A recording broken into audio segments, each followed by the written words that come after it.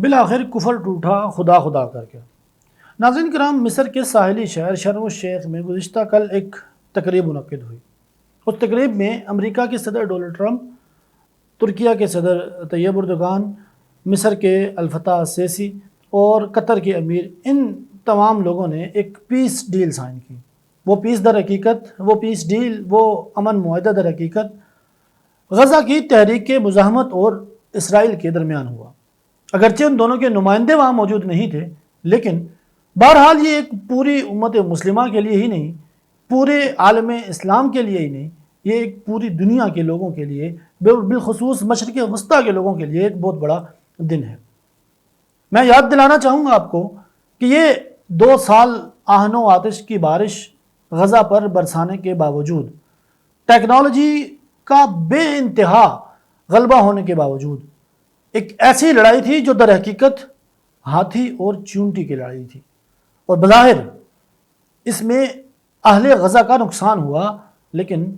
جو جاننے والے ہیں وہ جانتے ہیں کہ در حقیقت یہ جنگ اسرائیل ہار گیا، اس لیے کہ ٹیکنالوجی ہونے کے باوجود، ڈرونز ہونے کے باوجود، آسمان میں اڑنے والے سیارے ہونے کے باوجود، سیٹلائٹ ہونے کے باوجود، ہر طرح کی ٹیکنالوجی رکھنے کے باوجود، وہ اپنے ایک بھی قیدی کو بزور قوت اور بزور طاقت واپس نہیں لے سکا۔ تو وہی ناکامی پھر آخر کس بھینس کا نام ہے؟ اگر یہ ناکامی نہیں تو اور ناکامی کس کو کہتے ہیں؟ بہرحال یہ ہمارا آج کا ٹاپک نہیں ہے۔ غزہ امن معاہدہ یہ پایا تکمیل تک پہنچا۔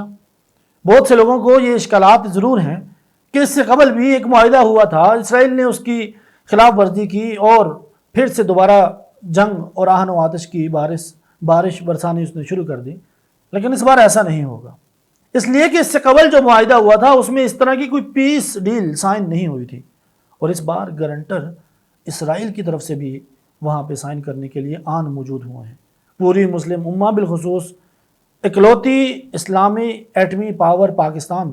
ہمارے وزیر اعظم میاں شہباز شریف صاحب وہاں موجود تھے، اور حیرت کی بات یہ ہے، دیکھیں اتنے بڑے سٹیج پہ، اتنے بڑے عالمی منظرنامے پہ جس وقت کوئی چیز طے ہوتی ہے تو اس کا پروٹوکول بڑی شدت سے فالو کیا جاتا ہے، ایک ایک چیز پر بڑی گہری نظر ہوتی ہے۔ عالمی رہنماؤں کی سٹنگ، ان کی پوزیشنز، ان کا اٹھنا بیٹھنا، ان کا بول چال، ان کا ایک ایک منہ سے نکلا ہوا جملہ انتہائی اہمیت کا حامل ہوتا ہے۔ لیکن دنیا نے کل ایک بڑا انوکھا منظر دیکھا۔ ٹرمپ جو اس وقت دنیا کے چودھری ہیں، بلا شبہ سپر پاور ہیں، وہ خطاب کرنے کے لیے آتے ہیں اور توقع کے برخلاف ایک سٹیج سیکرٹری کی طرح شہباز شریف کو، وزیر اعظم پاکستان کو، میرے اور آپ کے پی ایم کو تقریر کرنے کی دعوت دیتے ہیں۔ آپ یہ جان کر حیران رہ جائیں گے کہ وائٹ ہاؤس کے آفیشیل ایکس اکاؤنٹ کی جانب سے جو تقاریر شیئر کی گئی، اس تقاریر میں صدر ڈونلڈ ٹرمپ اور وزیر اعظم پاکستان میاں شہباز شریف کی تقریر شامل تھی۔ اس وقت پوری دنیا میں ان دونوں لیڈران کی باہمی گفتگو اور ان کی وہاں پہ کی گئی تقریر کا چرچا ہے۔ دنیا دیکھ رہی ہے، دنیا پہچان رہی ہے، اس لیے کہ سفارتکاری کامیاب سفارتکاری سے ہی تو کہتے ہیں کہ آپ بولتے ہیں اور دنیا سنتی ہے۔ وزیر اعظم شہباز شریف نے وہاں ڈونلڈ ٹرمپ کا شکریہ ادا کیا، امن معاہدے کا کریڈٹ ان کو دیا، اور کہا کہ آپ اس سے قبل 7 جنگیں رکوا چکے ہیں، جن میں پاکستان انڈیا کی جنگ بھی شامل تھی، یہ 8ویں جنگ ہے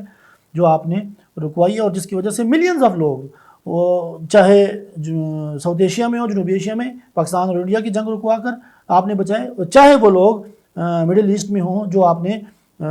غزہ کے اور اسرائیل کے درمیان جو جنگ تھی، آپ نے اس کو رکوا کر ایک امن کا پیامبر بننے کی، امن کا ایک ایسا لیڈر بننے کی آپ نے پوری دنیا کو اپنی پہچان کے طور پہ شناخت کروائی ہے، جس کی آپ بلا شبہ مستحق ہیں۔ اور ان کی اس تقریر کے بعد میں حیران رہ گیا کہ انہوں نے ایک دفعہ پھر سے صدر ٹرمپ کو نوبل انعام پیس پرائز کے لیے انہوں نے نامینیٹ کیا، اگرچہ ابھی جو اس سال ملنا تھا وہ تو مل چکے ہیں، اگلے سال ان کی جو ہے غالب امکان یہ ہے کہ صدر ٹرمپ کو یہ مل جائے گا، کیونکہ اس کی نومینیشن 31 جنوری سے پہلے ہو چکی ہوتی ہے۔ ٹیکنیکلی بنیادوں پر اس دفعہ ٹرمپ کو نوبل انعام ملنا ممکن ہی نہیں تھا، کیونکہ 31 جنوری تک ان کا وہ حلف والا سین چل رہا تھا۔ خیر، اس کے بعد انہوں نے ڈونلڈ ٹرمپ کا شکریہ ادا کیا، اور پھر بعد میں ڈونلڈ ٹرمپ نے واپس شہباز شریف صاحب کی تقریر کے بعد دوبارہ جس وقت مائک سنبھالا تو انہوں نے کیا کہا کہ میں اس چیز کی توقع نہیں کر رہا تھا، چلیے گھر چلتے ہیں، بس سب کچھ تو کہہ دیا شہباز شریف صاحب نے۔ تو بطور پاکستانی آج ہمارا سر فخر سے بلند ہے۔ اس تقریب میں بھارتی وزیراعظم کو بھی شرکت کی دعوت دی گئی تھی، لیکن وہ وہاں موجود نہیں تھے۔ اس کی وجہ یہ ہے کہ ایک جنگ ہارا ہوا لیڈر، ایک جنگ ہارا ہوا ملک، اس کا وزیر اعظم وہ کس منہ سے ایک عالمی اس طرح کی سٹیج کے اوپر، جہاں پاکستان جو جنگ جیتا ہوا ہے، جو بھارت کے دانت کھٹے کر چکا ہے، جو بھارت کے حصے بخیے ادھیڑنے کی اپنی صلاحیت پوری دنیا کے سامنے دکھلا چکا ہے، وہ پاکستان جب سٹیج پہ کھڑا ہو تو اس کا سامنا بھارتی وزیر اعظم کیسے کر سکتے ہیں؟ البتہ یہ جو کل امن پیس ڈیل ہوئی ہے، وہاں پاکستان کو اللہ پاک نے عزت دی ہے۔ ٹرمپ کی زبانی انہوں نے ایک دفعہ پھر پاکستان کو اپنا دوست قرار دیا، اور فیلڈ مارشل کے بارے میں، سید عاصم منیر کے بارے میں انہوں نے یہ کہا کہ میرے فیوریٹ عاصم منیر یہاں موجود نہیں ہیں، میری نیک خواہشات وزیر اعظم شہباز شریف ان تک پہنچا دیں گے۔ And also I have to say my favorite field marshal from Pakistan, who's not here, but the Prime Minister is here and you're going to give his regards. Where are you? تو اس Trump کی اس جملے سے، Trump کی اس بات سے دنیا میں دو لوگ خوش نہیں ہیں، ایک بھارتی وزیر اعظم اور ایک بھارتی وزیر اعظم کے یار۔ وہ لوگ خوش نہیں ہیں، وہ اس چیز کو مختلف طرح کے پروپیگنڈا اور مختلف طرح کے جو سازشیں ہیں ان کی، وہ تمام تر ان سازشوں کی طرف نہ اس بات کو وہ لے کر جا رہے ہیں۔ تو میں سمجھتا ہوں کہ امن معاہدے میں پاکستان نے کردار ادا کیا ہے، پاکستان بیچ میں آیا ہے، پاکستان نے مسلم امہ کی حیثیت سے، ایک اکلوتی ایٹمی پاور ہونے کی حیثیت سے اپنا آپ منوایا ہے۔ تو میرا ملک، میرا وطن، میری ریاست جہاں کہیں بھی عالمی سٹیج پر عزت افزائی اس کی ہوگی، میری عزت افزائی ہوگی، آپ کی عزت افزائی ہوگی، اور پوری دنیا کے اطراف میں بسنے والے تمام پاکستانیوں کی عزت افزائی کا یہ مقام ہے کہ آج ان کے وزیر اعظم کی جانب سے ایک اتنے بڑے سٹیج کے اوپر اس طرح کی باتیں کی گئی ہیں۔ میں یہ سمجھتا ہوں کہ دنیا کو ایک امن کی طرف جانا چاہیے، اور یہ امن جو غزہ میں بڑی مشکلوں کے بعد آیا ہے، اس کے اوپر پیس ڈیل جو سائن ہوئی ہے، اس کے اوپر دونوں اطراف کے لوگوں کو وہ پابند رہنا چاہیے۔ کل ایک اچھی بات یہ ہوئی کہ اس پیس ڈیل سے قبل اسرائیل کی جیلوں میں قید 1986 فلسطینی قیدی وہ اسرائیل نے تقریباً 38 بسوں میں سوار کر کے چھوڑ دیے، ریلیز کیے۔ اس کے بدلے میں 20 زندہ قیدی اور 38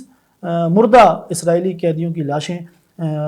غزہ کی تحریک مزاحمت نے وہ ریڈ کراس کے حوالے کی ہیں۔ تو جو قیدیوں کے تبادلے کا معاملہ تھا وہ تو مکمل ہو گیا۔ اب اس کے بعد